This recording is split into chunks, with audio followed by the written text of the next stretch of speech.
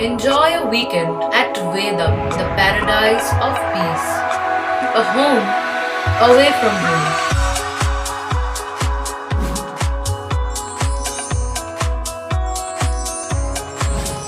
See yourself resonating with the nature. Vedam welcomes you to create your best memories. Looking beyond towards my future days that I should focus right on. Should be stable and I should be able to make it happier and strong. Looking beyond towards my future days that I should focus right on. Should be stable and I should be able to make it happier and strong. Life is an ocean that is always in motion. Let's drive it on along.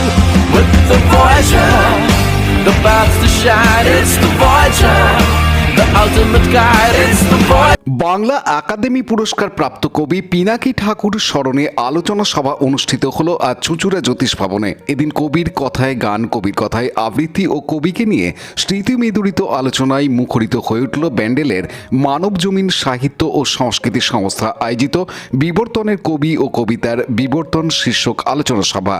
আনন্দ পুরস্কার, কৃত্তিবাস পুরস্কার এবং Bangla academy পুরস্কার প্রাপ্ত ৭০ দশকের কবি পিনাকি ঠাকুরের পঞ্চম মৃত্যুবার্ষিকীকে স্মরণ করে আজ চুঁচুড়া জ্যোতিষ ভবনে কবিকে স্মরণ করে বিশিষ্ট শিক্ষাবিদ, বুদ্ধিজীবী ডক্টর সত্রাজিৎ গোস্বামী, ভাস্কর হালদার, গল্পকার মানস শুভ্র সরকার প্রমুখেরা বলেন, কবি পিনাকি ঠাকুর কবিতার মধ্যে দিয়ে তিনি তার আত্মজীবনী লিখে গেছেন। কবিতার মধ্যে বরাবরই প্রেম, ভালোবাসা এবং বাস্তব সমাজকে অন্বেষণ করতে চেয়েছিলেন।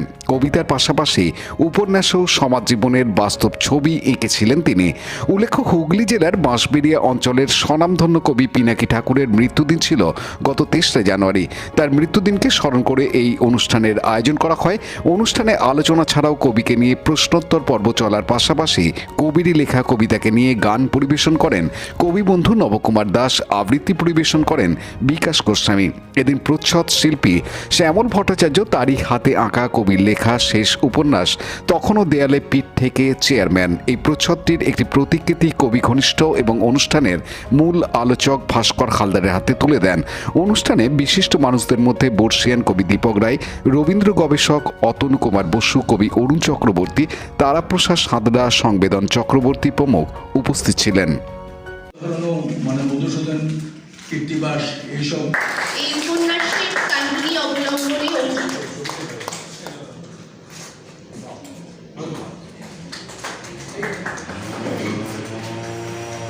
লড়াই ইত্যাদি ইত্যাদি ব্যাপারগুলো ছাড়া, সাংবাদিকতার মধ্যে যেগুলো লেখা সেটা ছাড়া পিনাকি ঠাকুরের কবিতা হোক বা গল্প উপন্যাস হোক,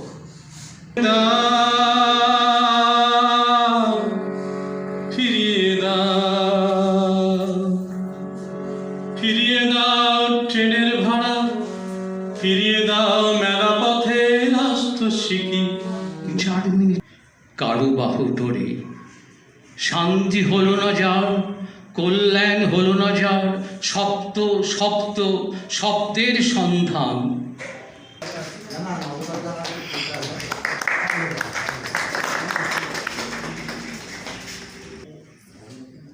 তো বিবর্তন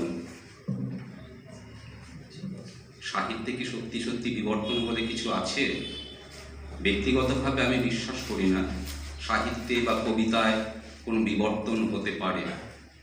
তাহলে কেন বলবো চিরকালীন কবিতা, চিরকালীন উপন্যাস, কালচক্রকে পেরিয়ে যাওয়া উপন্যাস, রসোত্তীর্ণ কালোত্তীর্ণ, এই কথাগুলো আছে কেন?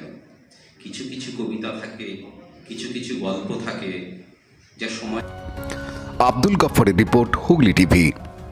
দুয়ারে সরকার আর পাড়ায় সমাধানের অভূতপূর্ব সাফল্যের পর রাজ্যের প্রতিটি মানুষের কাছে সরকারি পরিষেবা পৌঁছানোর উদ্দেশ্যে মাননীয় মুখ্যমন্ত্রী মমতা বন্দ্যোপাধ্যায়ের ঐকান্তিক উদ্যোগে এবার রাজ্য জুড়ে শুরু হলো সমস্যার সমাধান জনসংযোগ। চলবে 20 জানুয়ারি 2024 থেকে 12 ফেব্রুয়ারি 2024 পর্যন্ত। থাকছে 20টি সরকারি পরিষেবা ও স্থানীয় মানুষের অন্যান্য সমস্যার সমাধান।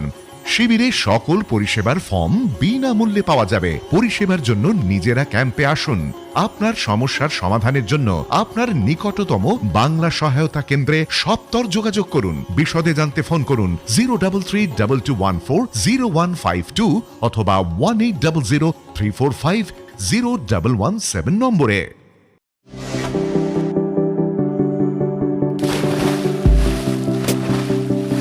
Fasten your seatbelts as you take a tour around your marine wonderland.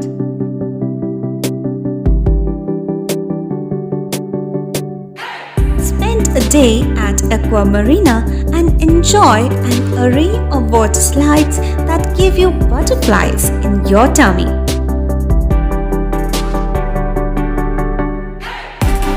Aqua Marina is a holistic weekend destination for friends, family, and couples and offers magic to soothe your body, mind, and soul.